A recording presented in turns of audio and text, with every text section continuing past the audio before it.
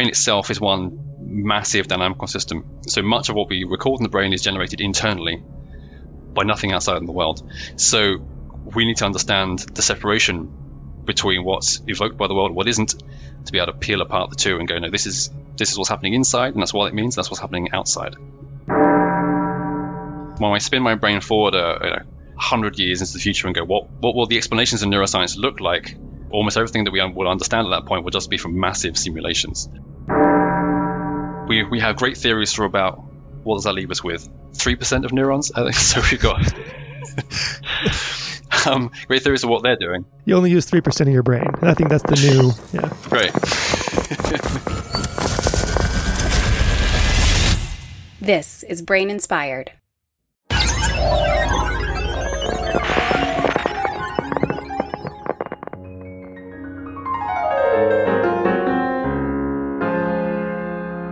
Hello, everyone. It's Paul. Today I have Mark Humphries back on. Mark runs his lab at University of Nottingham in the UK, which he describes as a neural data lab. That means they're more of a theoretical lab that uses computational models to analyze neural population data that's been recorded from other labs' experiments. So back on episode 4, when Mark first appeared on the podcast, we talked about some of his work analyzing how the population of rat prefrontal cortex neurons relates to learning new rules in a behavioral task. He's written a book now, which is the main thing that we discuss today. The book is called The Spike, An Epic Journey Through the Brain in 2.1 Seconds. Just like the title says, it chronicles a couple seconds of brain activity of someone, and that someone happens to be in a meeting at work, and they see a cookie on the conference room table, and they think about reaching for it, and they finally reach for and get the cookie. The premise of the book is the story of what it would be like to travel along with the action potentials happening in the brain during those couple seconds of cognition. And along the way, you learn where things get processed and how they get processed. You learn a lot about what we do know, some of the important principles discovered over the past 30 years or so. You learn a lot about what we don't know, so some of the big mysteries left to solve, and what we think we may know, so theories about solving some of those mysteries. And we talk about just a few examples from each of those categories, but mainly focus on some of the bigger discoveries and questions that he writes about. Like we discussed, the book is aimed at a smart audience that can pick up concepts, but it doesn't assume that you know much or anything about brains to follow along. So you don't need to be a brain expert. It can be used as an introduction to a lot of these things. But if you are a brain expert, it still takes you to the modern challenges of neuroscience and puts those challenges in the context of historical knowledge and current knowledge. So show notes are at braininspired.co/podcast/102. Thanks for listening. Happy reading, I hope. And here's Mark. So Mark, last time you were here, I just checked, it was episode 4. So welcome back. So we actually just chatted a couple weeks ago because you were included in this little 100th episode special series that I did. And one of the things that you mentioned that has benefited your well-being and career in the past 5 years has been this idea of writing down just one thing, the most important thing to get done in a given day. And then the rest of the day you can use to, get all the other scraps done. What was that one thing today? Well, prosaically, it was prepare for this interview to be. Well, but so okay, sure. It was scratch my head, but it was preparing in a particular sense because obviously I finished the book about a year ago, so I had to go and reread quite a chunk of it to refresh my memory of exactly how I'd structured some parts, of exactly what it said in various parts. Because this slow lead time in academic publishing, in the publishing world compared to even journal publishing, means that I haven't looked at some of this text for a year and a half. It was great to go back and take a look at it with very fresh eyes and go, okay, that's not bad. Yeah, it actually does make sense. Yeah, that's always nice. How does that compare to like publishing a paper where, once it's finally out in print or online these days, I suppose, it's old news by that time, but there's even a longer lag time for a book. But yeah, there is a long time for the back. So it's been, as I said, I handed in the final version back in March, end of March 2020, just as we went into lockdown, the pandemic broke big. That's when I was writing the last, or the redraft of the last chapter. So that was challenging, but it was got done. So it's the reverse of a paper. So as you say, with the academic paper, it kind of just peters out. You have all this huge energy and build up to the first submission of that paper, and then the revisions of that paper and rejections of that paper and resubmission and blah, blah, blah, blah. And particularly now when we do it, we preprint all our papers, most of the sort of the big oomph is gone because it's there now, and you're just trying to push it through the door at a journal somewhere. And the book is completely opposite. So it was written a year ago, it's been sat. And as it come up to release day on March 9th, it's just been the amount of things to do with the book has been escalating. So it's becoming, it's clearly an event in a way that a paper release just isn't. Oh, there's also a bit more of a permanence to a book, because you publish a paper and then it's kind of on to the next thing. But the book is more of a statue, right? Where people can revisit a lot and sort of its own thing. Does that make sense? Yeah, indeed. So it's not least because it's kind of monolithic, right? People aren't going to add much to it. It's a standalone thing. It's also a bit like it's like a message in a bottle too. It's just been thrown out there to float around the world. So hopefully people will pick it up and read it. And they can read it as many times as they like. But it's not as you say, it hasn't got the ephemeral nature of a paper. Some books obviously clearly are designed to be ephemeral too, right? So we have a sudden, bookshelves for the books about COVID-19 that in about 5 years' time will be of purely academic interest of what did people think at the time, which will be. I sure as hell hope so. Exactly that. Yeah, that's good caveat. Yeah. Yeah. The other thing is that I wanted to ask about is, blog writing, because you write the Spike, and in a sense, I mean, there's almost like this model these days, and I don't know how writers used to do it. It seems like a model these days where someone, you write a blog and then you kind of write a book from that, like use like your blog posts sort of as inspiration. I mean, some people just put their blog posts in a collection and call it a book, that's a different thing. But, a lot of people in science, it seems, are doing this kind of model where you write these blog posts and then the ideas kind of coalesce. And then you realize that it can be a book, maybe. I don't know. Is that that's a question, actually. I'm wondering if that's the case, like how the blog writing interacted with the book writing. To be fair, initially when we were discussing projects with my agent, I would initially float with the idea of, do we do some kind of collection thing? And it was sort of, no. Yeah.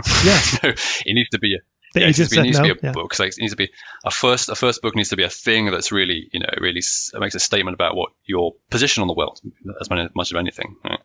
It's a bit sort of, sort of books of essays and stuff are further down the line, and established, mature authors type of thing where people will be interested in reading your thoughts. So for me, as it turned out, the idea I had for the book, I had more or less before I started writing the blog. So clearly, as it turned out, the blog was a place where I ended up rehearsing a number of the ideas ended up in the book.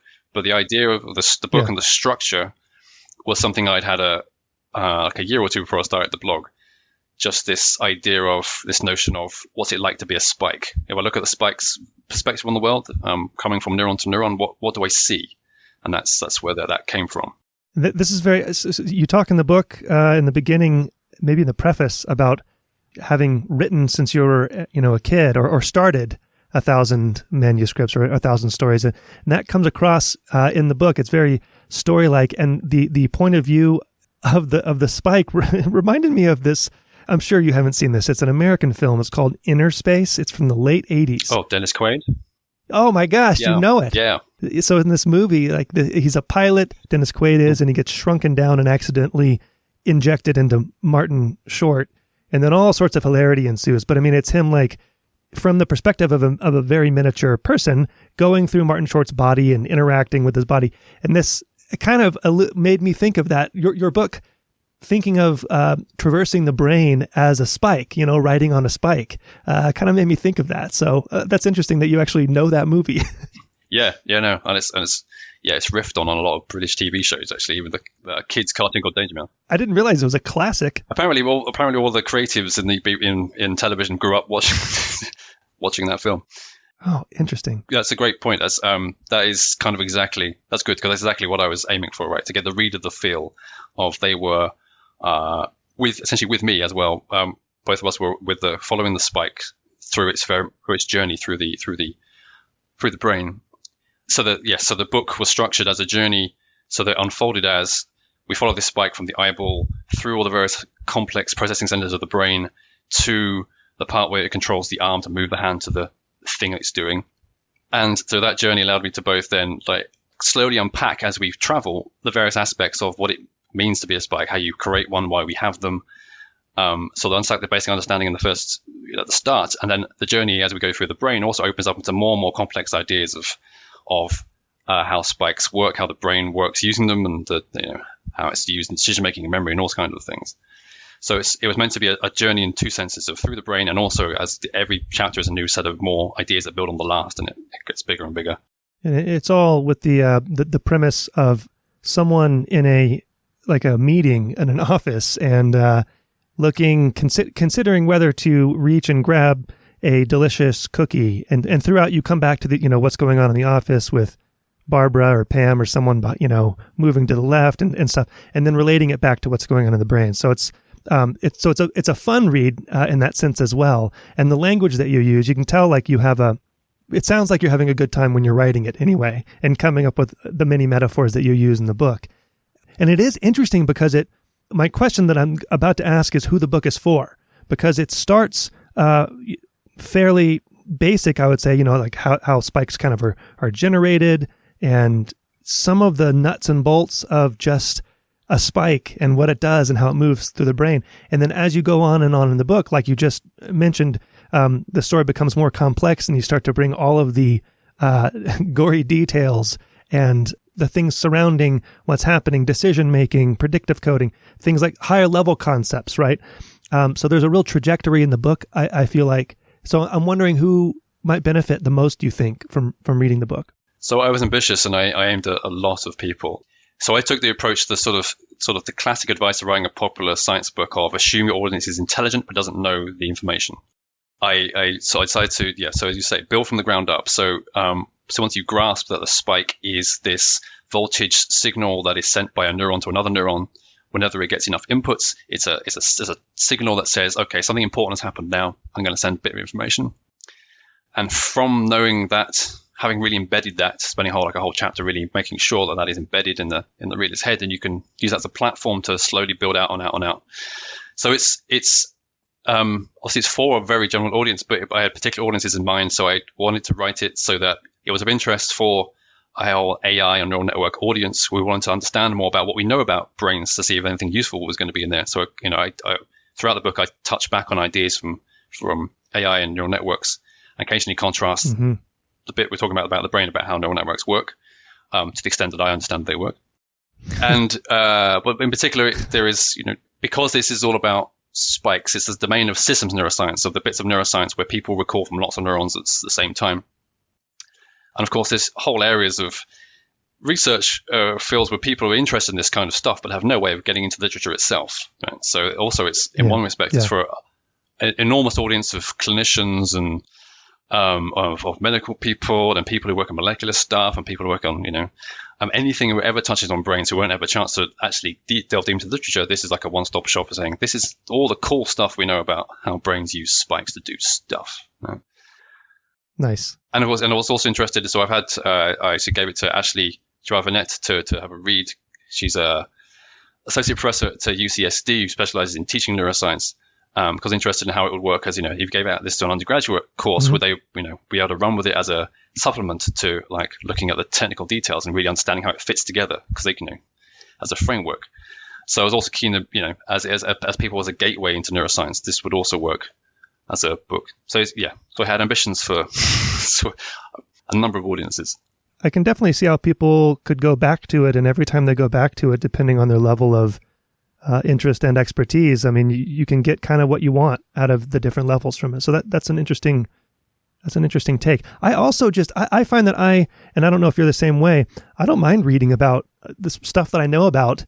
It's always from a slightly different angle, and it always, depending on how it's written and what else is incorporated, it makes you think of new things, which your book does. And you saying that you sent it to UCSD, to an American audience, because I was amused by the British lingo that you used in there that made me stop and think, wow, you really are going for like a lot of the assuming that we'll all be along with the British lingo. Anyway, one thing that struck me also is that the book is, so you talk a little bit about behavior and decision making, but it's really brain centric in that you're really describing the brain as an interesting thing in itself. And it made me wonder about your particular interests. And this is kind of outside the book, I suppose, just asking you out of my curiosity, because the brain is interesting in itself. If you had to describe your main interest and what you're most interested in, explaining and learning about, is it the brain in itself and its workings, or is it the relation between brain and mind, or where would you put yourself in that camp?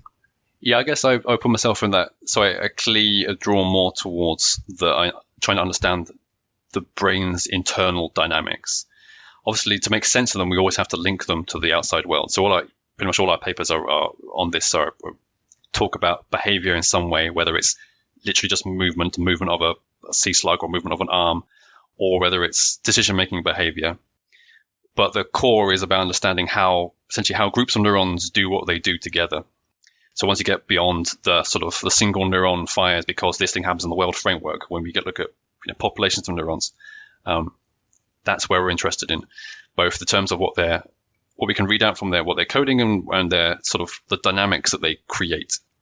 This is probably due to the types of hooligans that I digitally hang out with these days, but it feels like there's a backlash against studying these types of things for their own sake, right? So like population dynamics in neurons without considering behavior as an overarching top-down, I won't say constraint, but inspiration for how to think about neural activity as being explanatory, right?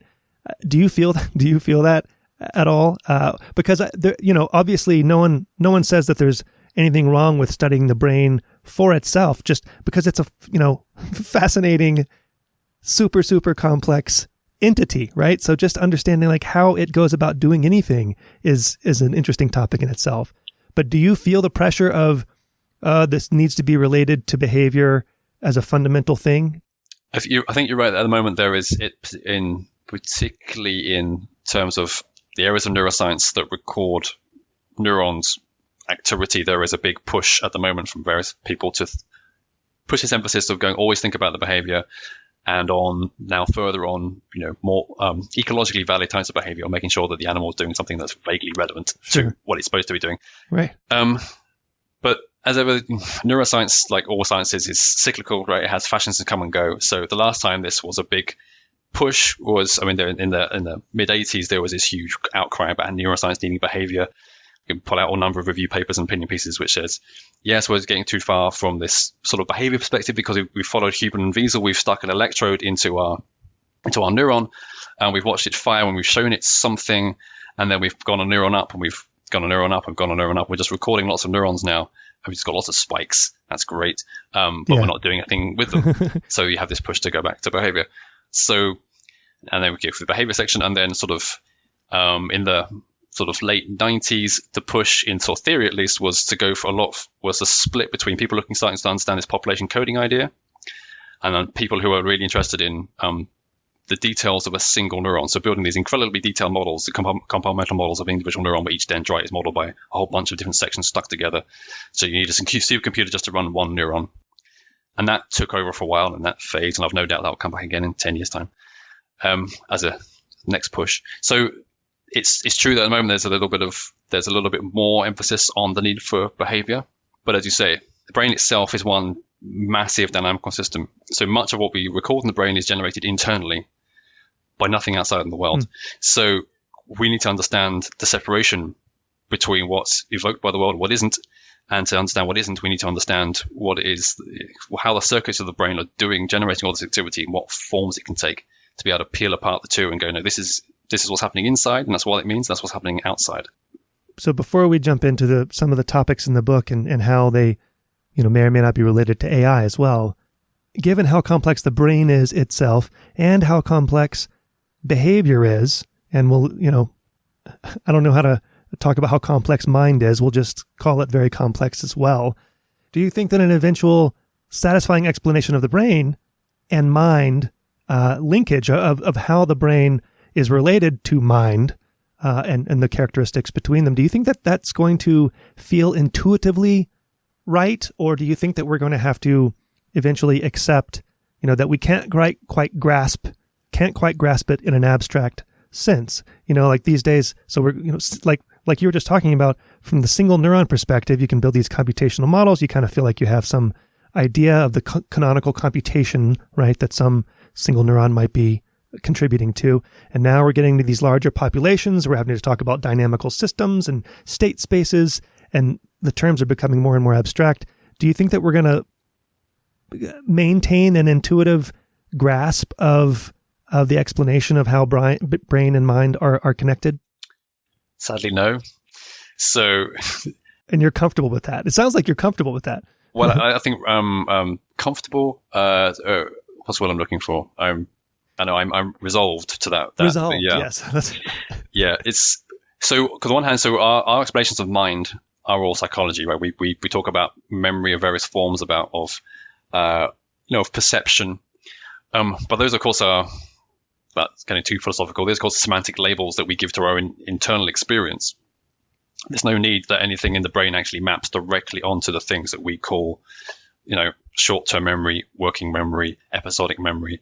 Sadness. So, yeah, that these are labels we give. So the mapping from mind to brain is going to be quite awkward in places, I think. I think that's a good word, awkward. It means that then when if we ever end up with an explanation of the brain beyond some kind of general principles which we all agree are in play, then it's going to be fairly unintuitive. Yes, I think that's inevitable. I mean, secretly, not so secret, I'm about to tell you, for me, when I spin my brain forward 100 years into the future and go, what will the explanations in neuroscience look like? Mostly I'm left with looking at the fact that almost everything that we will understand at that point will just be from massive simulations. Because we just look at other fields that deal with systems of comparable complexity. So we look at the weather and climate modeling, and they don't even try to understand their thing in an intuitive sense. They have a toy model in your head of what might happen if this happens in a short space of time, but on a longer time scale, you have to run a simulation. And those simulations are all probabilistic, right? So you start different conditions and you get a range of outcomes. So if we want to understand how some treatment for Parkinson's will affect the brain, maybe trying to target a particular set of neurons, so we're going to end up with some kind of in silico platform where we do that, run it from various configurations and get a range of outcomes that will be predicted. Not satisfying, but science is under no constraint to give us any satisfying answers. Yeah, I mean, the complexity and weather prediction makes me. I should have a climatologist on, or a what's the weatherman called? A meteorologist. Yeah, I should have a meteorologist on and ask them how satisfied they are with, having to run the simulations and how intuitive it all feels. Because eventually, these things that makes no sense kind of. Well, I think you use the word resolved. And I think that's right. That you kind of give up and you get so used to it that it starts to feel intuitive, even though when you actually examine it, it makes no sense at all for it to feel intuitive. And maybe that's what's going to happen. So I think we're going to, as I said, I think we're going to end up with a large set of agreed upon principles that we know the brain works by, and we're going to understand some of the algorithms that it uses to get from A to B, right? Particularly algorithms for learning, for creating memories, what things it prioritizes, and so on. But those are going to be elements of a complete picture, right? So if we stick them all together, we're going to need some kind of, no doubt, some kind of simulation. In the same way that for weather forecasting and for climate modeling, they know the physics extremely well. The physics is extraordinarily well known. How all the equations. The problem is that you can't put them all together into your brain. You have to stick them on a supercomputer and run them to find out exactly how they interact. When I spin my brain forward, though, I'm sorry, this is a kind of a long tangent, but when I spin my brain forward, I have this kind of wager in my head, or it seems likely to me that there's still a long way to go with the neuroscience, with characterizing how to understand neural activity, populations of activity, the dynamics between areas and how they communicate, and the different motifs, right, of computation and processing, I feel like there's a lot more of that to discover that will be useful getting toward that final place where we're resolved to, there's a gap and it's fine because there's a loose mapping. It will never be like isomorphic. It'll never be one-to-one, but the principles, I feel like the neuroscience has a lot farther to go to contribute to the principles that will eventually be our explanatory resolution, as opposed to coming from the other side, from the psychology side. I mean, so yeah, obviously I agree that we have much to discover in neuroscience about what the particular principles in the vertebrate brain. We have a lot of things to resolve because we only really spent the last 20 years routinely recording from one neuron at once. So we're basically at the beginning of uncharted territory, and we have basically a first paper in Nature a few weeks ago from Matteo Carandini's lab, where they finally imaged 100 or so inputs to a single neuron. So that kind of level of detail is this kind of thing where we need to understand properly how neurons talk to each other, because we need to look at what the inputs to each neuron are. So there's going to be these a lot more, as you say, a lot more of these principles to come up. Well, a lot of these principles are going to be about dynamics, right? They're going to be about principles of wiring, of how particular neurons connect to others to create different forms of dynamics. And so we're going to know a lot about the sort of canonical circuitry of the brain, but we're not going to know a lot about particularly how that maps back up into these higher cognitive sort of ideas, not least because we have to do all our experiments in animals, which we can't get them to internally tell us that I had a memory of this. We have to infer from, sustained activity prefrontal cortex that is a memory, because if we perturb it, then memory seems to go away. But it's us that's labeling it a memory rather than whatever the brain is using it as. Lots and lots of levels. It's just, this is why I do what I do. It's just fun. It's fun to think about and talk about. So, all right, let's talk about the book. And the questions that I have for you come generally from kind of mid to later in the book.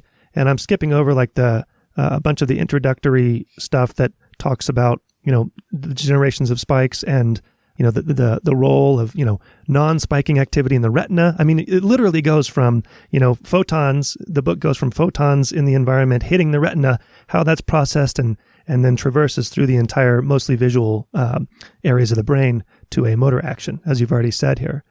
But the first thing maybe I want to ask you about is, and I picked out a few things just specifically so that we could kind of compare them, like you do in the book, to what we know and what is being used in AI. And the first of those is just the randomness of spiking. So it's well established now that spiking is a random process, and you ask in the book how that can be the case. And one of the things that you point out is the excitation inhibition balance coming into a spike as all the voltages are getting added up from the excitation and inhibition and to eventually produce a spike. So maybe you could just say a few words about the importance and the role of excitation and inhibition, and maybe how it differs, obviously, from AI. Yeah, sure. So as I sort of outline in the book, this is one of the lovely sort of clear detective stories in neuroscience of how people uncover this idea of excitation and inhibition balance. As you say, it had long been observed that the spikes coming out of individual cortical neurons appear to be essentially random, that the gaps between them were gap following a single spike was either short or long, and it seemed to have no relationship to the previously, whether it was short or long. So essentially, it appears to be a random series of spikes in time. And that, when you build models of neurons, that seems to be impossible, because when you give a model neuron lots of inputs, its outputs are really regular, no matter how random its inputs. And I explain why in the book. There's a nice diagram which shows this much more intuitively than I can say it in words. Right. So one of the solutions, so there are many solutions to this problem of how you get irregular outputs from a single neuron. And one of the key ones that were hit on early, I think there was a review paper by Mike Shadlin and Newsom who floated the idea in words, and it was put into models to test it, was that if you have a neuron whose excitatory inputs and inhibitory inputs were basically cancelling each other on average, then the voltage of the neuron itself, as those inputs kept bombarding it, they would be all random, but the total amount of inhibition and excitation would be roughly the same. So then it would be fluctuating back and forth as it up when it got excitation and down as it got some inhibition. And eventually there'll be, at random, a tiny little burst of excitation would suddenly overcome all the inhibition, and a spike would appear because the neuron's voltage would reach its threshold for making a spike. And that creates this irregular output spike train. So it's nice and easy to show that would happen in a single model neuron. And the real breakthrough was showing that if you put neurons in a network and you basically balanced out the number and strength of the excitation inhibition connections within the network, so on average it was balanced across the network, then the network would self-generate irregular spike trains. And it would do that because essentially it's on a massive feedback system for itself. So you had too much in excitation coming out of the excitatory neurons, then that means they would drive the inhibitory neurons to create too much inhibition, which would drive them down. And so the excitation inhibition would balance itself out. So that means that in the brain, we have this apparent, particularly in cortex, we have this beautiful balancing act going on, which means that it is something then that the outputs of each individual neuron are not heavily driven by a particular set of inputs, that they are driven instead by this ongoing barrage coming into them from both excitatory and inhibitory sources.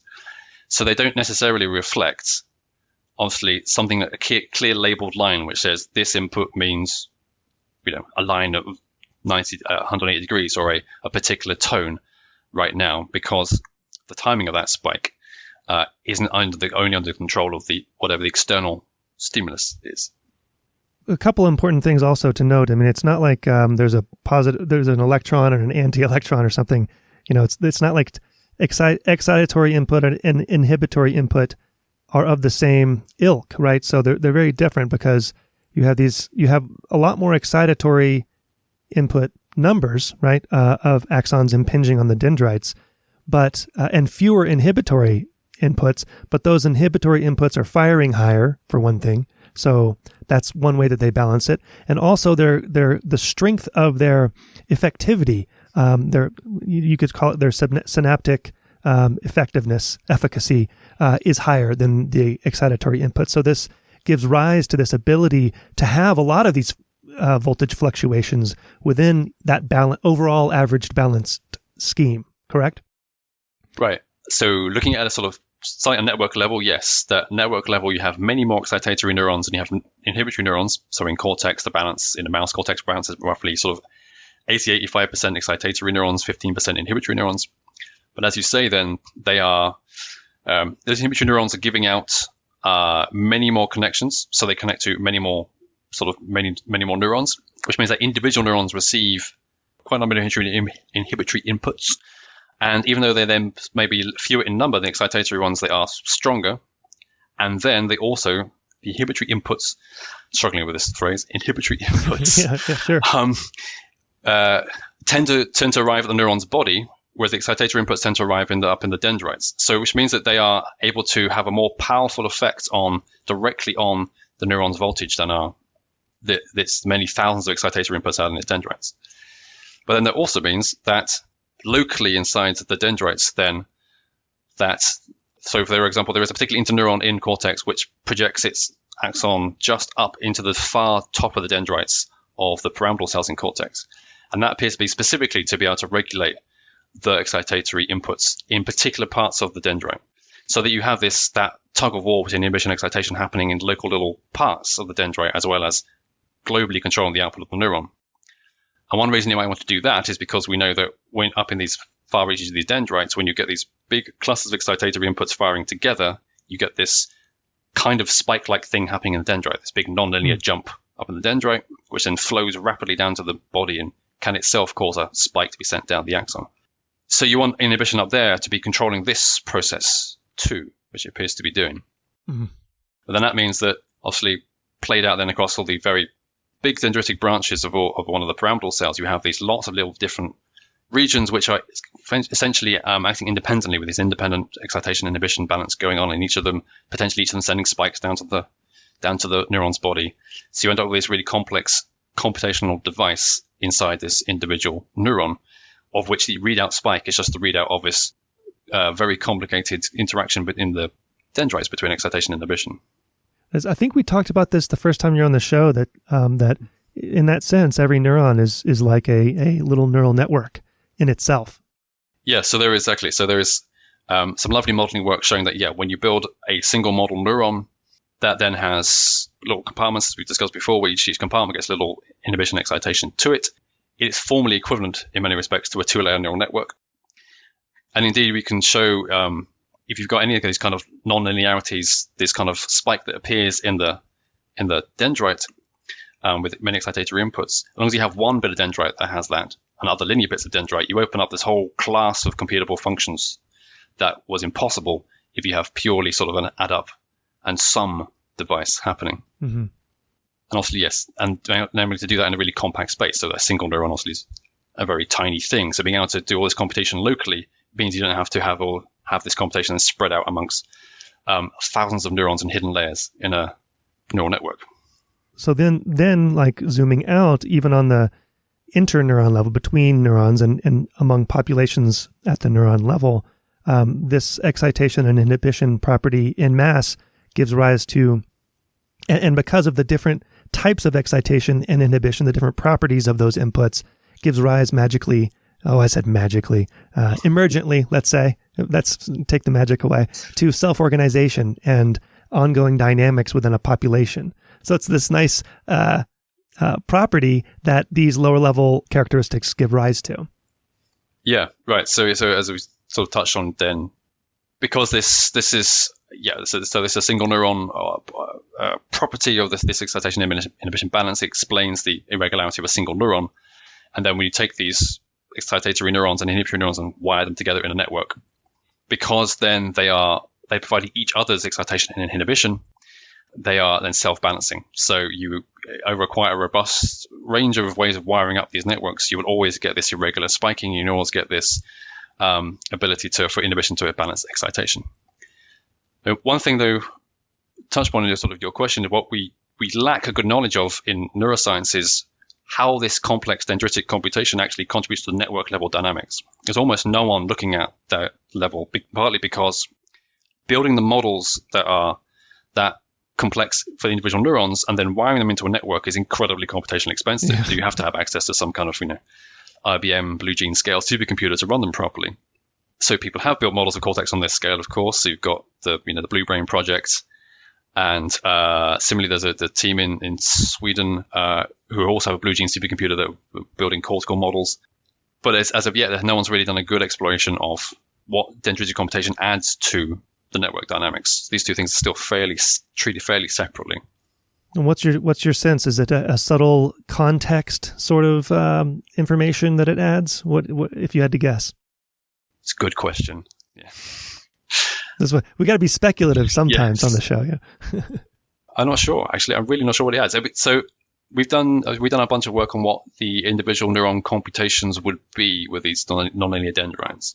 Mm-hmm. And then when you scale it up, essentially it means that I think one of the things it's going to allow you to do is it allows you access by putting together relatively simple neurons that be able to do something nonlinear, that you can open up this whole class of functions you can compute that you would otherwise need extremely complex or dense neural network to like multiplexing sort of. Yeah, either that you're allowing it to instantiate many functions at once in the same network, or that in a simple, obviously because most brain networks are recurrent in some way, that what you're letting it do is allowing some kind of the recurrent computations as it's passing back through these functions over and over again.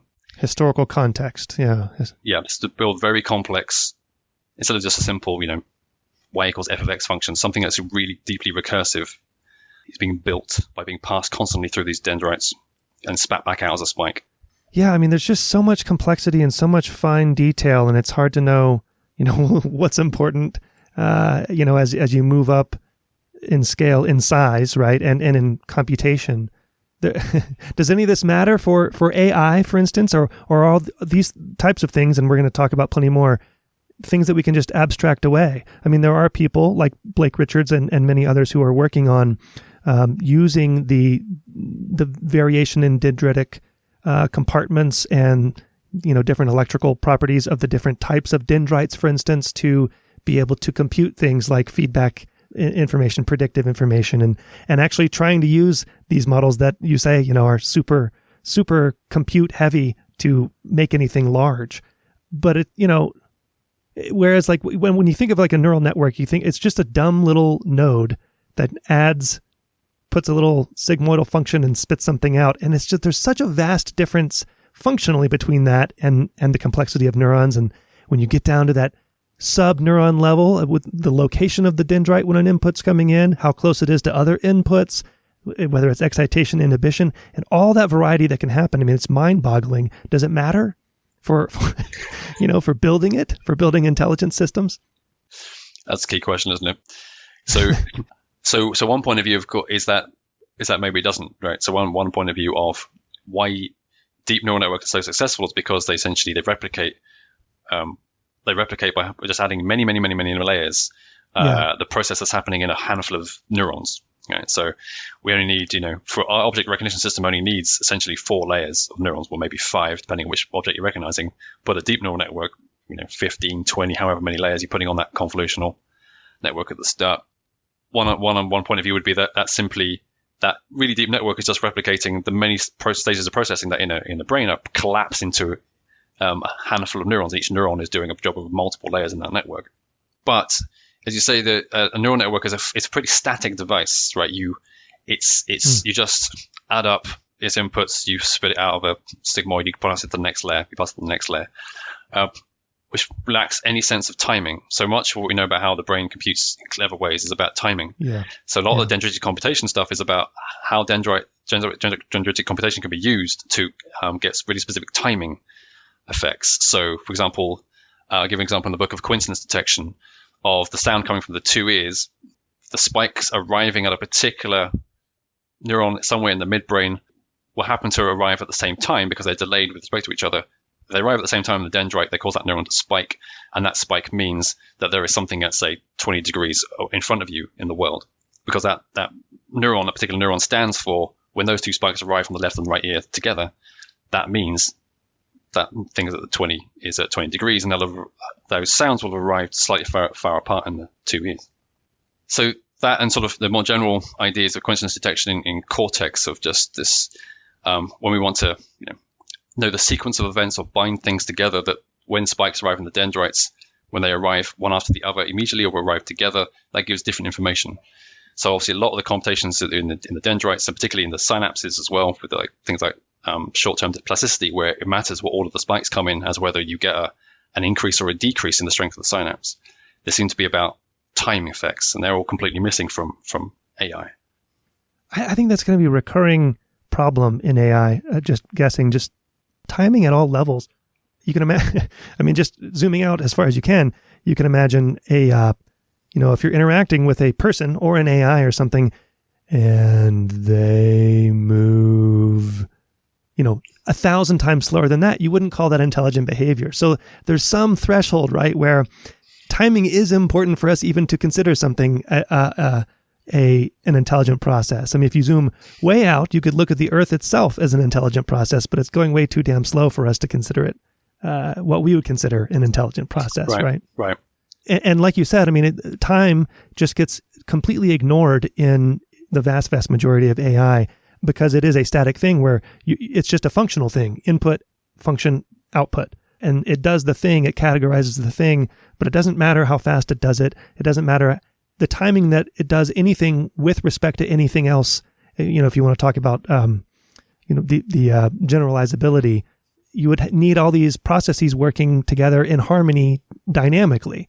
I don't know. Now I'm just off the deep end here, but this goes also back to another thing that you write about in your book that seems at odds with our intuition, is that spiking is a relatively rare phenomenon, right? So you talk about in the book how, you have like 10 to the 4th inputs on average to every neuron, right?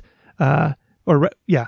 And given all that input, you would imagine the neuron would just be going wild all the time. But in fact, spikes are rare. And it's not that signals aren't being delivered to the neuron. It's just that those signals are being averaged out and or for whatever reason don't add up to a spike. It takes a lot to add up to a spike in a neuron. And you call that spike failure in the book. And you talk about why that might be good. You give a few reasons. Would you mind just talking about some of the reasons why it might be good for a spike to fail? Yeah, sure. That was the chapter I had most fun writing, I'd say. Oh, yeah. I've long been fascinated by spike failure because it's such a paradoxical idea. So particularly this synaptic failure problem where most synapses in cortex and hippocampus and amygdala and so on, there is a failure rate of about, on average, 75%. So for every spike that turns up at those synapses, about 75% of them will not cause a response on the other side. They'll simply not release the vesicle, the bags transmitter won't go across the other side, they won't lock on the other side, no voltage will be transmitted at all. Some of those estimates you talk about get up to 90% failure rate. Yeah, so there are reports of, in hippocampus reports them up to 90%. So only 10% of spikes are doing anything. What a waste.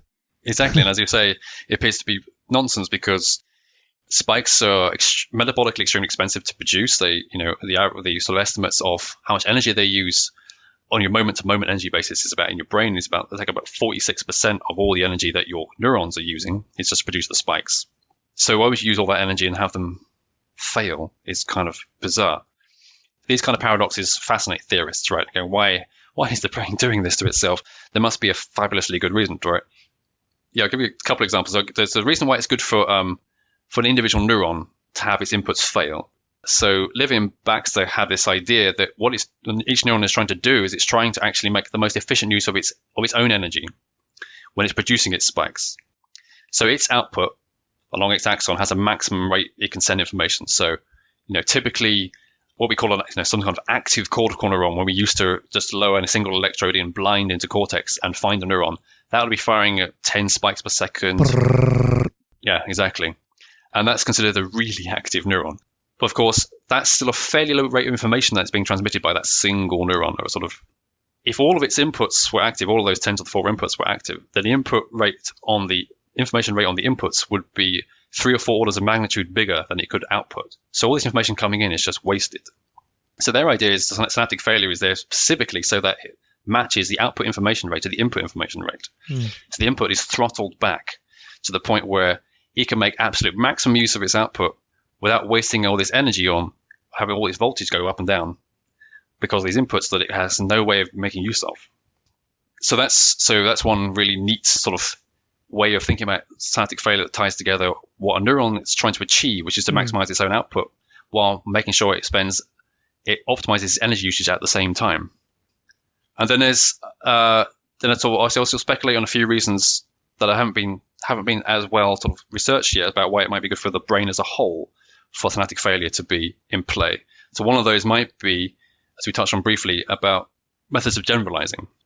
So we know that when we are learning stuff, or when we're learning, like when neural networks are learning an image classification task, showing many, many, many images, and any problem with learning from many examples is overfitting. Right? So we're going to just learn about some kind of detail in the thing that we're looking at, which isn't relevant to the actual, what we're supposed to be looking at. Like horses are always in fields, and we might categorize it as a horse if there's a field in the background or something. Exactly. Yeah. So of course there are various solutions to that in the neural network field. One of which is drop connect, which is basically the idea, of course, that every time you show a batch of images, you have dropped out a set of the connections in that network. So every batch, you essentially the batch is being shown to a different subset of the network you started with, as though it was being trained on a different network. And then when you test it, of course, you show it a new picture. You've put all those connections back in, and it hasn't overlearned because you haven't had the same connections learning over and over and over again. That, as you say, is always a field. So it's going to pick up hopefully more the idea of horse. And drop connect basically just is synaptic failure. It's this, so the brain, it appears a fairly logical idea then that the brain, one reason for the brain having synaptic failure then is that it enables it to learn to be able to generalize well without overfitting to particular details. That obviously every time images are flowing in, it means that the connections between particular neurons, because of the failure, are not rock solid. They're not always being the same ones, firing a spike down from this neuron to this neuron to this neuron to this neuron. They're constantly dropping out at random while the world is going past you.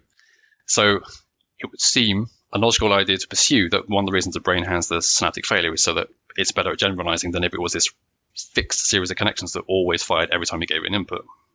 And that's one way in that, and we'll get on in a little bit to the topic of noise in the brain and variability. But I mean, that is essentially variability playing a positive role then, if this intrinsic variability of sometimes allowing spikes to pass through and sometimes not. I mean, it doesn't work just like dropout in real brains. Or you call it drop connect, and I don't think I'd ever heard that. It's the same as dropout, right? So there's two versions, right? So dropout is literally dropping the nodes. Yeah. But drop connect is dropping out individual weights instead. So you're leaving all the nodes units intact, but they're dropping out the weights at random. So all the nodes, all the neurons are still on, but you're just removing the connections between some subset of them. Yeah. So basically, you put a mask over a random mask over the weights, the weight matrix, basically, and you just randomize the mask every sort of batch. And this is those being trained on a different network each time, but of course it's actually the same one. They're connected together ultimately underneath. So you take the mask off and it has learnt the image classification you've given it, but hopefully not overgeneralized to the features that are specific, that are not the thing it's supposed to be learning. Yeah. So it's one of the many ways that in AI, the term is called regularization, where these different various strategies to not overfit, to not categorize something as a horse just because there's a field in the background. So that was a few reasons why spiking is rare. Is there anything to add? I mean, did we miss anything about the rarity of spiking and spike failure being a good thing there? So the rarity of spiking, it ties into the sort of whole dark neuron section I'll talk about. Let's do it. Question about that? Yeah, let's talk about dark neurons, which is one of the to me, like one of the more exciting things about, that you write about in the book. Yeah. So what are dark neurons and why do brains have them? Yep. So dark neurons are the fact that in any given moment in time, most neurons in your brain won't be firing a spike. So although we can say that in a primate brain, the neurons in your cortex on average fire one spike per second, actually, most of those spikes are fired by a handful of neurons. So when we do some detailed recordings, we can see that about half of all spikes that are fired by 10% of the neurons. Hang on, let's just pause there because that's crazy, right? So I just want to pause just to make sure that sinks in because, as someone who recorded neurons in the brain from an awake behaving primate, right? And you talk about this in your book too, as you drive an electrode down and you're listening and you hear some neurons, you hear lots of neurons, but the vast majority of things around that electrode aren't making any noise because they're not spiking. And so just say that number again, the 10% number, just to reiterate. Careful studies showing, so we got 50% of all spikes are sent by 10% of the neurons. Yeah, it's astounding. Yeah, it is. And as I note in the book, it's kind of been hiding in plain sight for a while. So the whole reason that sort of single electrode recording in your primate works is literally because the neurons are silent. Right. If they weren't silent, you wouldn't be able to see anything. It'd be a cacophony. Yeah, exactly. But just be the electrical signals would be so overwhelming, you wouldn't see the individual spike shape. You would just see this massive waveform, which would be the superposition of the actual potentials from hundreds of neurons. There would be nothing there to be able to say, okay, this spike is being caused by that stimulus in the world, that it's memory or it's seeing a picture or grating or whatever. So they'd worked out by the sort of late 70s that the recording radius of a single sharp electrode should encompass about 200 neurons, and yet you were picking up, 2? So something weird was going on. And then fast forward to the point where we finally got calcium imaging working properly in vertebrates, and then you could literally video the neurons and just, you've stained them so they're there, you're looking at them, and they're not fluctuating. The dye isn't going up and down when you're shining light on it. They're not active at all. So you could just then go and account the fact that there was all these hundreds of neurons there, and only a handful of them were clearly flashing in your video, suggesting they were active. So it's become apparent that they are very common. That there's these neurons that are doing almost nothing. So when I say almost nothing, I mean that they're firing less than one spike every 10 seconds. It's very hard to get a handle on how much nothing they're doing, right? Because most of the way we can find them is by looking at the calcium signals the neurons produce. But of course, calcium is not really directly related to, it's an indirect readout of spiking. Yeah. So it's hard to get a handle on quite how quiet the neurons are. Because if you fire, one spike every few minutes, you're probably not going to pick it up. Yeah, so the calcium signaling you don't get individual spikes. I mean, it's in these like windows where you can tell that there's been some activity from the neuron, but you can't tell precisely at the millisecond time scale when a spike happened and how many happened, etc. Yes, you can be pretty confident when it hasn't been particularly active and sent up a handful of spikes. But as you say, you can't get this resolution. So the reason I want to worry about this in the book is I feel that neuroscience as a whole, particularly theoretical neuroscience, hasn't grappled with this problem at all, because we have all these, for example, we have these beautiful models of what happens in area V1, or the first part of the vision system. We have all these beautiful models of how the inputs coming from the retina via the thalamus go into V1, and they're processed through this sort of linear nonlinear process, and the spikes that come out are reflective of this property and this property and this property. But of course, they only correspond to then the handful of neurons that actually have that activity, which is literally a handful of neurons. This is kind of an old problem too. I mean, this is like Olhausen classic papers, like what is V1 doing, right? Because we have such a small sample of the actual neurons in V1 that are doing what we want them to be doing, and we can talk about what they're doing. Right, exactly. So he was, that Olshausen paper on what is the other 85% of V1 doing? Yes. So I touched on that a little bit because he was at this point where it still wasn't quite clear. So he was running from a slightly different angle where it wasn't quite clear that there were so many silent neurons. He was pointing out that when we record in V1, then many of the neurons that you record from, you hear this tick, tick, tick, as you say, over the speaker, you hear it on the oscilloscope. When you play them the stimulus, they don't respond to that stimulus. They're active, but they're not looking at it, apparently, even though they're in V1. Yeah. And those are the neurons that don't go into the paper that you publish because they're not doing the interesting thing that you're looking for. Yeah. Exactly. So in the book, I call them the type 2 dark neuron. So you have these dark neurons, which are literally neurons that don't fire at all. And all this set of neurons are the set of neurons that are active, but are dark to the outside world. They don't seem to care about anything that's happening in the outside world. They don't respond to the inputs. They don't respond to the outputs. So they take up another, of that 10% of neurons that are firing half the spikes. We're not quite sure how many of that 10% belong to this category of neurons that don't care about the outside world. There, as you say, that the Olshausen paper suggests actually it's most of the neurons don't care about the outside world, even when they're active. Yeah.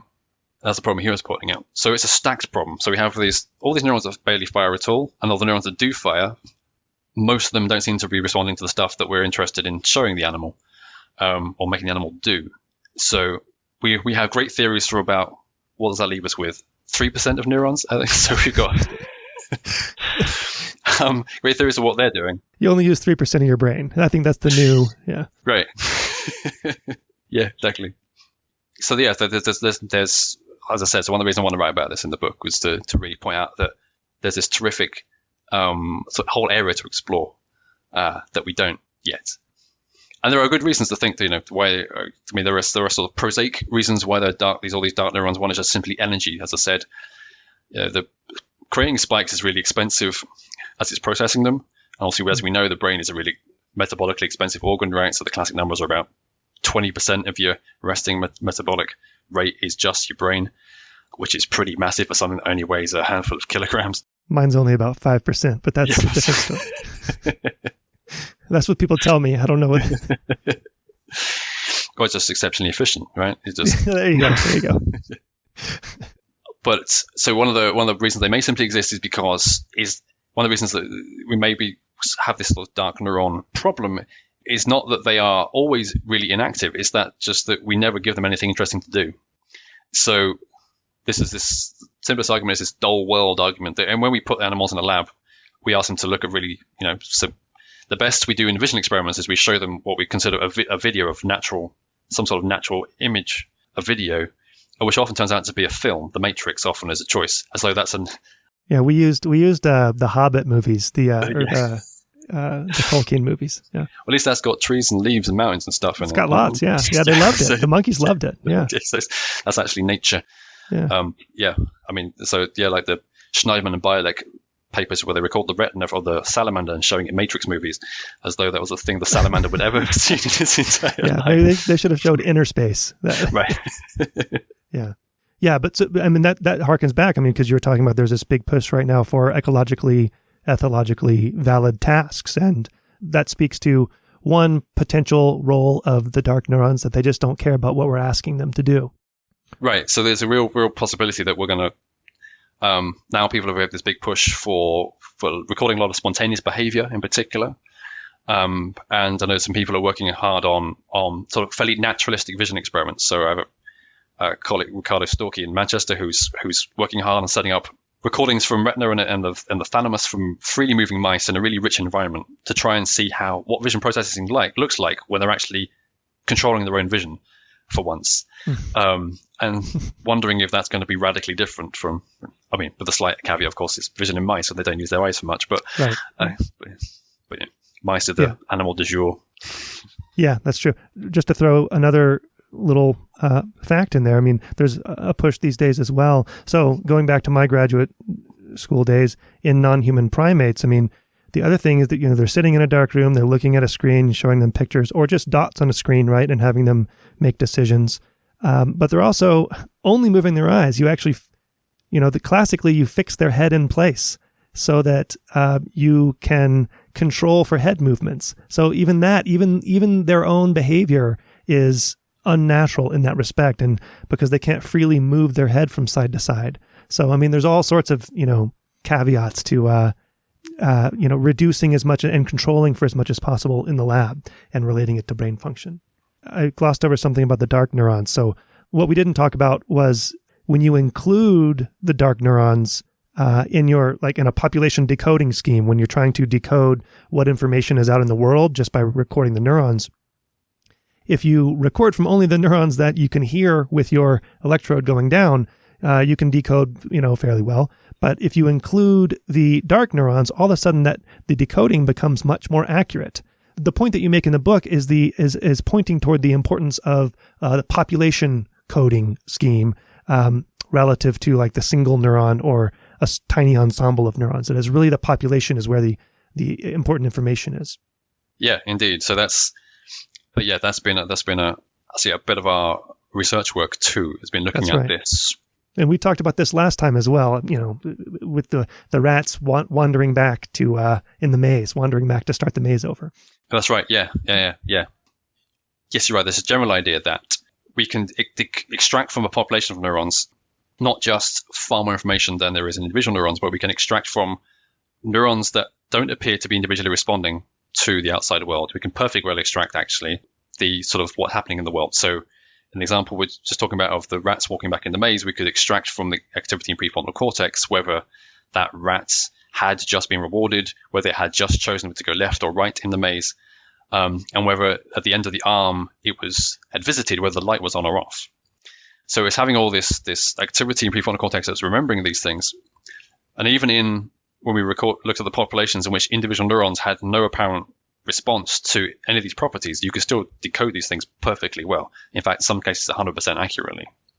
And you see this play out in various other areas of the brain too. People have started looking at this question of what can we extract from groups of neurons who individually seem to show no tuning whatsoever for the outside world. And they're finding, well, indeed, we can decode quite rich properties of the world from them. So yes, so really suggesting that it is the level of information representation we're interested in the brain is the population of neurons. And then sort of the extreme view of this then that the single neuron tuning is a pure epiphenomenon. It just so happens that the brain has so many neurons that you're going to find some neurons that have perfect tuning to things that you show it, but they aren't actually the neurons that are specifically used for this task. They just happen to have the tuning that is you're looking for. One of the things that you, again, harking back to this special 100th episode thing, I think it was your answer to the question, what's holding us back in neuroscience and/or AI? And your answer was looking at averaging, as opposed to like sort of single trial neural activity, that averaging tends to mask things. And this kind of is related to this population idea as well. So you like these cognitive functions, they're emergent phenomena, emergent properties of this myriad, connections and activity. And there's this multiplexing, there's all this noise, it's hopelessly complex, and like you said, there's all these dark neurons and really super low firing and spontaneous neural activity.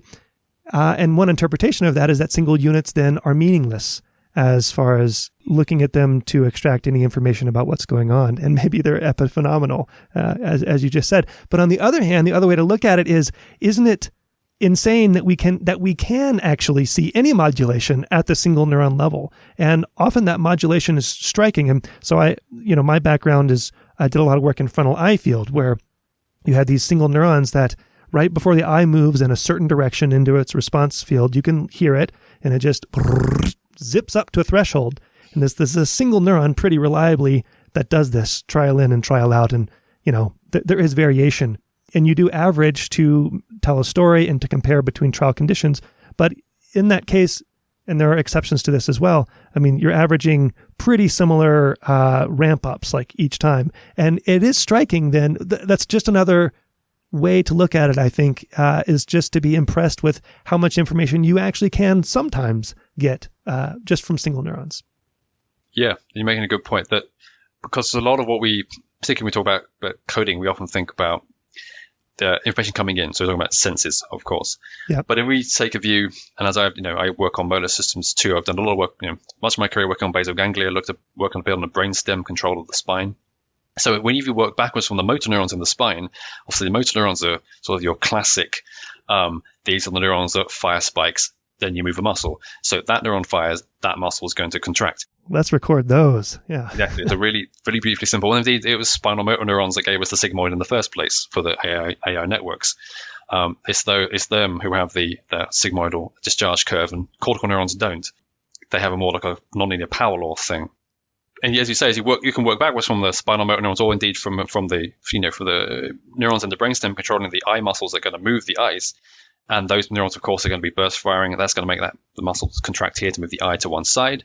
And you work backwards from them to where they're getting their inputs from. So somewhere else, in this case, in the brainstem, in the eye movement, eventually from the superior colliculus, and you can work backwards and up to the frontal eye fields, and you can see, okay, I can hold this whole chain where I can just get spikes here, spikes here, spikes here, and it moves. Yeah, it's this beautiful causal chain. So movement, you can see this beautiful causal chain, but at the other end, you see this just mess. Yeah. Well, and that causal chain does get messier and messier as you recede. Yes. So more and more things are controlling the eye movement eventually. Because there's some work on population coding in spinal cord. So Rune Berg in particular is doing a bunch of work in turtles, recording hundreds of neurons simultaneously in the spinal cord of turtles to show that there really is quite a bit of population coding going on in spinal cord too. The dynamics are quite complex there. You've got balanced activity in the spinal cord. You've got these long tail distributions of activity, just as you see in cortex, because you have these recurrent circuits with the interneurons and the motor neurons. Right. So there may be, as it will turn out, motor neurons may be the only one that you can go, when that fires, that means something, and backwards from there, it all gets a bit messy.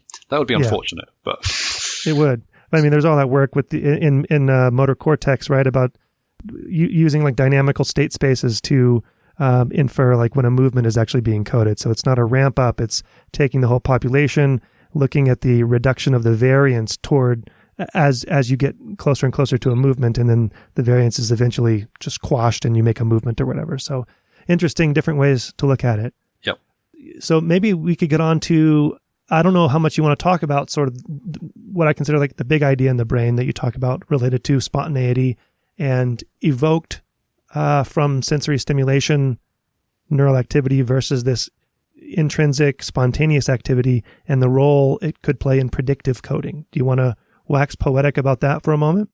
Yeah, sure. We'll touch on that for a little bit. Yes. So in the book, so we get to the end of the journey through the brain, and then I asked the reader to reflect back on the journey we just took. It's important though that your character gets the cookie, right? So yeah, that's exactly. Yeah. So you win. Yeah. You win. So you got it. So given your brain realizes how much energy it needs to carry on. So obviously it's going to take the cookie to give it that. Keep up with that 20% burn rate in the meeting. So you got the cookie, sit back, satisfied as the star of the book and reader simultaneously. And then invite you to then think back through the book and think that most of the times when we sort of landed on a neuron on a spike, that neuron was already spiking.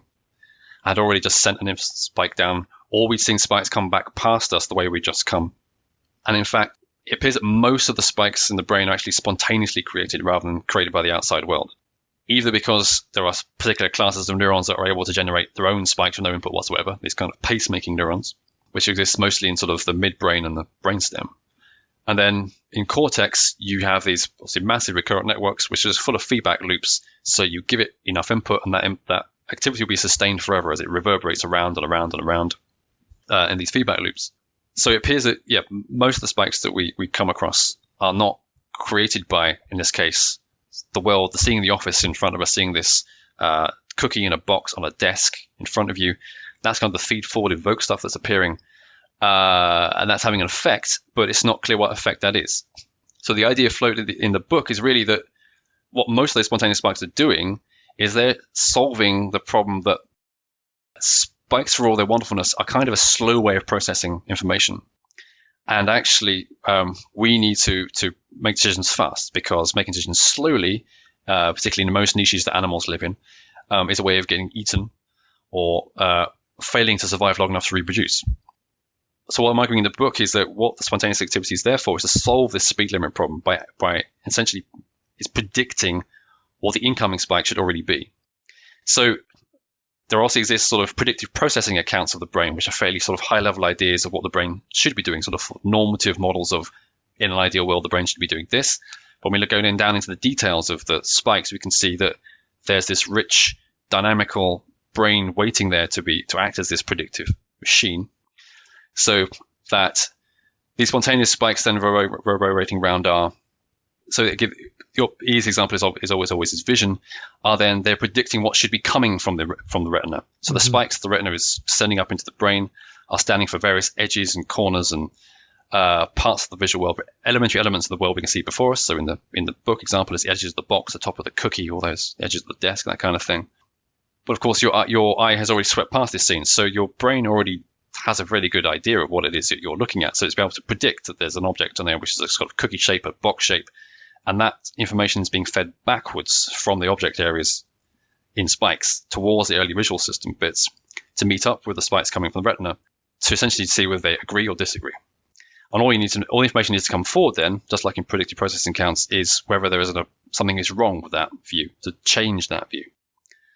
And then that sort of account conceptually fits beautifully with the ideas. We take this sort of dynamical view of the brain, that if this spontaneous activity is all these ongoing dynamics, then all the incoming spikes can do is change those ongoing dynamics. They can just prod those into a different shape. It can't really drive them forward into a complete, entrain them to this itself. It's not like a feed-forward network. All it can do is take this ongoing activity swashing around the brain and gently move it into a different trajectory. So from that point of view, it makes sense then that the information coming in from your various senses, all it's doing is prodding ongoing activity into a different state, saying, is this is wrong or this is right? If it's wrong, prod it up to something which is a bit closer to what's going on in the world. And it's the difference that makes a difference. Yes. Yeah. It struck me it strikes me just now. I mean, there are ways to, go into sensory deprivation so that you're not getting incoming light, incoming visual signals. I mean, you still get sort of proprioceptive signals from your body, I suppose. But what is the way to cut off the predictive aspect? I mean, the top-down aspect. There aren't experimental conditions where you can only evoke sensory activity. I mean, that's essentially turning off your brain if the predictive processing account is right, and there just wouldn't be a condition in which you could do that, I suppose. Yeah, I think you're right. Yes, as you say, there are a number of experimental paradigms which try and replicate that sort of sensory deprivation experience, right? That try and make normal humans hallucinate stuff. So there's like auditory hallucination paradigms where you play a tone that's barely the perception of their hearing. You also regulate it so the tone is at a volume that they can barely hear. Flash a light at the same time as that tone, and then keep flashing the light. Occasionally you don't actually play the tone and ask them to report when the tone is being played. And obviously normal people will happily report hearing the tone a whole bunch of times that it was never there. So they're able to, you can induce auditory hallucinations because they're happily predicting that the tone is there when it is not. So they're, something in their brain has said, yeah, there was a sound. And clearly there has been no feed forward input whatsoever. But you're right that it would be somewhat more complicated to shut off the backward flowing information. Although one would say, given the rate that systems neuroscience in invertebrates is going at the moment, one wouldn't say it's never going to be impossible. One could imagine that if we end up roughly agreeing on this view of if we're doing object recognition from top down for predictive processing count, and we have a fairly good idea of where in the sort of temporal lobe particular object types are represented, with a sufficiently powerful optogenetic approach, you could, in theory, shut that off that top level and see whether that's going to affect the perception of, and particularly the generalization of those kind of objects, I guess, because obviously the idea being that you're feeding back whether it's exactly that object you think you're looking at. So say you were, I mean, maybe it's something like, say you keep being exposed to simple squares, right? Mm-hmm. And so that you're expecting that part of the brain to be able to, and predicting squares, you shut off that bit but show it something which is like a rectangle or some smoothed square, something which is, your brain would say top down is not what the thing you've been looking at, but top up has many properties of a square, right? So maybe your decision there would be that's definitely a square, when the actual response is supposed to be it's not a square because it's morphed from the shape that it's you've been shown over and over again. Yeah. So maybe there will be a way of that require a lot of obviously of predicting where the brain is storing this information, but approaches like Jim DiCarlo's, where he's training deep neural networks to do sort of image recognition, finding the sort of response units on the top layer of that deep neural network, and then finding those back in V4 and the temporal lobe. Yeah. Then if you could then go into go in and turn those off specifically, then you would have a really powerful way of testing the backwards flow of information in the actual brain. Mark, this is this is like wrapping up our discussion about the book. Hopefully this has given people a lot of different flavors of what you talk about in the book. Obviously there's a ton more in the book, but it's really enjoyable. The joy of your writing also is just very apparent, and it makes for a really fun read. So nice job again on the book, and I hope people check it out. Cool. Thank you very much, Paul. All right. I have just three simple questions to end up on here. One, and the background here is that you're really a theorist, I suppose, although you work with plenty of experimental data, but you do it in the guise of, in the steed of theory. And that's kind of, maybe that's irrelevant to the question, but the question is, what's one of the best scientific moments that you've had? Can you think back, is there something that stands out in your mind? Yeah, there's been a few. Let me think. So one that's good to explain. So actually one, yeah.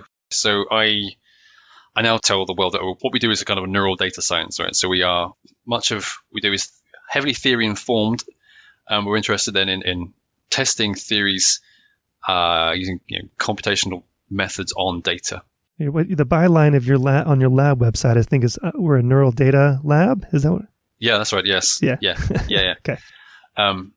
So in that context, so we had one of my sort of favorite moments. So obviously, I'm working quite a lot on the sea slug aplysia with Bill Frost in Chicago and his grad student Angela Bruno. And they have this fantastic setup where they're doing this voltage-sensitive dye imaging of the aplysia's motor system. So they can record about 10% of the neurons in the motor system simultaneously and get it at spike resolution. So it marries the advantages of calcium imaging, where you can see each of the individual neurons, where they are. Yeah. But it's voltage imaging, and it's at extremely high rates, so you can see all the individual spikes. You actually touch on this in the book a little bit, the idea of the voltage, the future of spike recordings. Yeah. Because having spent sort of it's now 7-8 years working on this system with them. The voltage imaging is obviously it's just fantastic. I understand all the technical limitations why it can't work so well in vertebrates, but in the last 2 years, there's been this dramatic improvement in the sort of both the genetically encoded and voltage sensors and the dyes that are used in vertebrates. To the extent there's been a raft of Nature and Science papers in the last year and a half showing that this is coming of age now. You can really record for a decent amount of time individual neurons, voltage image of them in hippocampus and cortex in mice, and see the individual spikes. And with fingers crossed and a good squinting at it, you can just about see occasionally the sort of potentials of the inputs coming in to the soma. So to me, that's going to be the big part of the future. Having worked on this data in an invertebrate where the neurons are enormous, so that it really works beautifully. If it really pans out on this trajectory, then we're going to be seeing voltage imaging everywhere, I think. So yeah. So what was the moment? Yeah, it was. I mean, not just one small moment was just seeing this data for the first time, because it was just It's just glorious going. So I have all these spikes from all these neurons, and we know it's most of the motor system. It's like instead of seeing, recording from prefrontal cortex in a rodent, which is just going to be 0.00001% of the neurons just in that region of prefrontal cortex. It's like this is almost everything. I think the big moment for me was just really just so I really deep interested in dynamical systems. So I did this piece of work where I was trying to figure out how do I show, particularly to the satisfaction of, just my collaborators who are experimentalists, they're not, computational people. How do I show to their satisfaction this is an attractor. The system they're looking at is an attractor, make it meaningful for them. Yeah. So they go, instead of just going, oh yeah, that's buzzword, that this actually is a useful thing to know and a useful thing to be able to understand about the system. So the whole piece of work was recording these multiple recordings from recordings were from 3 separate recordings from each animal of this system being evoked to run away, to escape. I was able to show them that these population dynamics fitted all the criteria of an attractor, particularly a spiral attractor. So an attractor where the dynamics start always from the same spontaneous activity. When it's evoked, it goes up and falls nicely onto the same trajectory each time, and that trajectory is a spiral. So its amplitude is obviously it's cycling around, but the amplitude is getting smaller and smaller and smaller as it goes on, kind of coming back towards the starting state, but never quite gets there. And that was true in every recording. So no matter how noisy, particularly what was beautiful bit was no matter how noisy the recording was, how much like they went, you don't want this, it's a really bad one. I said, no, give it to me. And I'll show you that it's there. So I can show them that even the recordings where almost none of the neurons were firing this beautiful periodic burst, you could still see underneath there was this spiral thing happening in the population. It was just obviously really noisy because the preparation was, whatever had gone wrong with it. And then what's particularly lovely then is because they had 3 recordings from the same animal, you could show that the 3 ended up on the same trajectory each time. They converged. They were genuinely attracting. And by some beautiful accident, because this motor system has in it various GABAergic interneurons, particularly one massive one occasionally fires randomly in this preparation. There are pauses in the ongoing activities. You can see sort of all these neurons are firing away, and there's this pause where some other neurons start firing, and it restarts again. So you get to over and over get to see the same trajectories. Yes, so you get to see some trajectories, but also because when this neuron fires, it means that it perturbs the activity away from what it was been doing. And I could show every time it perturbed it came right back to where it was supposed to be. Yeah. So it met all the criteria of what you want an attractor to be. And so it happened, the spiral in 5 or 6 dimensions instead of this 110, 200 neurons, whatever it was. And so, so one, it was showing that, yes, I have shown to even my satisfaction, which is quite hard, that this thing is genuinely a spiral attractor. This is a useful description of this system. That means that we understand how it works, because you poke it and it jumps into this state, and that state is literally just driving the crawling. Every loop around this spiral is one full loop of the crawl where the animal puts its head forward and pulls itself back behind. And then and the parameters of the spiral, so essentially how wide each of the spiral is, how fast it goes around it, how quickly it goes back to the start, are properties of the crawl. So you could easily say these 3 parameters should probably control 3 separate parts of the crawling. That's cool. Which would be predictions to go and do in further experiments. So how were they affected by this? You finally got this across to them, like that was important, and did it sink in? Is that what the? Yeah, I think yes. I think it sunk into it. Yeah. They finally saw the value of the dynamical of the attractor as a tool of explanation. Yes, that is this low-dimensional thing that we can describe it in quantitative detail. So now that means that when we manipulate the system, we can describe those manipulations in terms of that attractor and make predictions about what direction it should move. That's cool. For example, when we put neuromodulators on the system, we already know what those neuromodulators do to the behavior, so they must do a particular thing to the dynamics of the spiral attractor. That's awesome. Sorry to bring you up, and then I'm going to take you down. But what about some failure that you've had, or some disillusionment that you've felt in your career, and then how you got through it? This is supposed to be, for people struggling in their graduate school days, or this is supposed to let them feel like, oh, this happens to everybody. So that's why I'm asking you the question, not to bring you down. Okay. That was a fair question. Obviously, there's been a few. So but particularly I'll talk about the PhD one because that's the one I'm obviously most relevant. And it's the one I talk about most for the Okay. when I give talks to early career researchers, I talk about this one. So my PhD was on building computational models of the basal ganglia, and inside that circuit there's a feedback loop between two structures, one called the subthalamic nucleus, one called the globus pallidus, and it's a negative feedback loop. So you have one positive connection, one negative connection, right? So you have this beautiful negative feedback loop which is self-stabilizing because as soon as if you drive the excitation up, then you get more inhibition, so it turns down excitation. You drive the inhibition up, you move the excitation, the inhibition goes down. So it's this, nice, something that engineers love to see in a system. Is beautiful, right? Yeah, negative feedback loop. So I obviously built a bunch of different models with this thing in, and it was after my funding had run out on the PhD. Remember, it's a UK PhD, so it was 3 years of funding, and I had gone. I was supposed to be handing in, so I was writing up some results and checking the code of one of the main models I was using. And I had discovered that in my code I had hard coded the connection sign, and I had put them as both positive. So my model had this blowing up excitatory feedback loop instead of this negative feedback loop. So all the results of, I think, 2 chapters had to go in the bin of the 5-chapter thesis after after my funding had finished. Simple coding error. Yeah, so a simple coding error that has now formed the basis of how I approach coding. Oh, I bet. How did you get over it? I mean, did you just move on? And well, I guess obviously lesson learned, but it must have been pretty devastating. Yeah, so it was really hard for I remember it being a week of being quite miserable about this, but realizing that because I was thinking back about how much time I had spent building these models and how long it had taken. But it was realizing, I think that's when I really realized about that, or when most of the time when you're doing science, all the time it's taken up when you don't know what you're doing.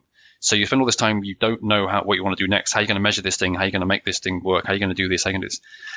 And then what I had to do now was do it the second time. I knew how everything worked. I'd done all the code. All I had to do was, I'd done all the graphs even. All I had to do was reproduce redo the simulations with the right thing, check all the results. I had all the analysis all set up. All I really needed to know was, did it make a big difference to the results?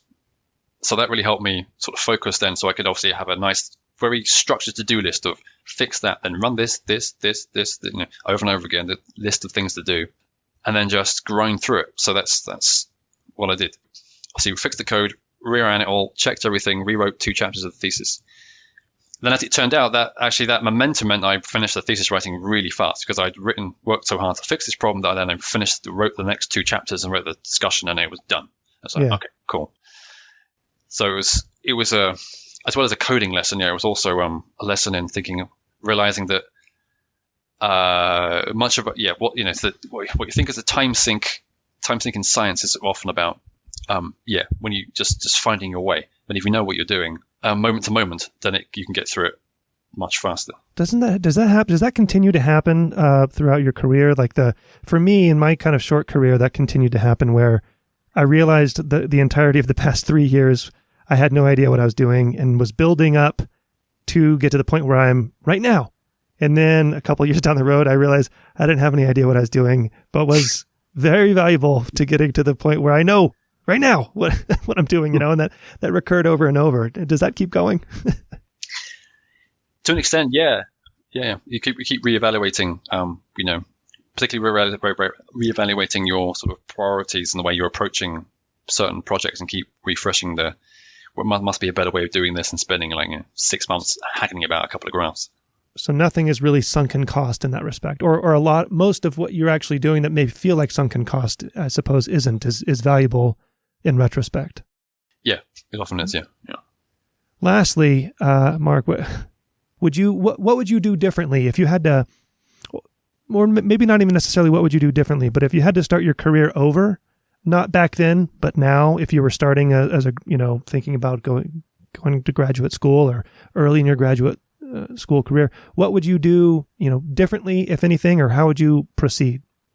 A very practical answer to that question, which is I would take some serious courses in linear algebra. Oh, I've gotten that answer too. Yeah, I think that as well. Yeah. Because I'm a computational neuroscientist who feels a bit of an imposter because my math is terrible. Right? So I mean, my undergraduate degree was in cognitive science, so we did discrete maths, we did a lot of graph theory and logic and stuff. And I took some undergrad classes in calculus when I started my PhD, but I didn't touch linear algebra, so I haven't done anything.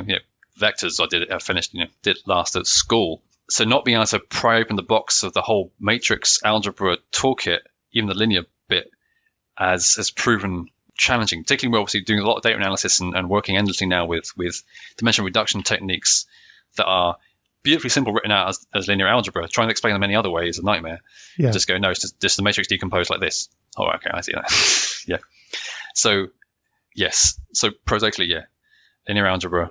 I think the earlier you get that, the better too, especially just because it's really not counterintuitive. It's hard to intuitively grasp, I think. It really takes a lot of time swimming in that world to feel comfortable with it, in my experience anyway. And I'm not even saying that I'm comfortable, just I'm to the point where I can see, oh, okay, that could become comfortable. Yeah. Well, thanks, Mark. So good luck with the book. Congratulations on, now it's late because it's like a year delayed congratulations, but you're going to be hearing this a lot, I suppose. And this episode should air, the book will be out. So everyone should run and grab it and grab hold of the spike with Mark on your back, whispering sweet nothings about brains in your ear as you travel through the brain. So thanks for spending the time with me, Mark, and continued success, man. Thank you, Paul. Thank you very much.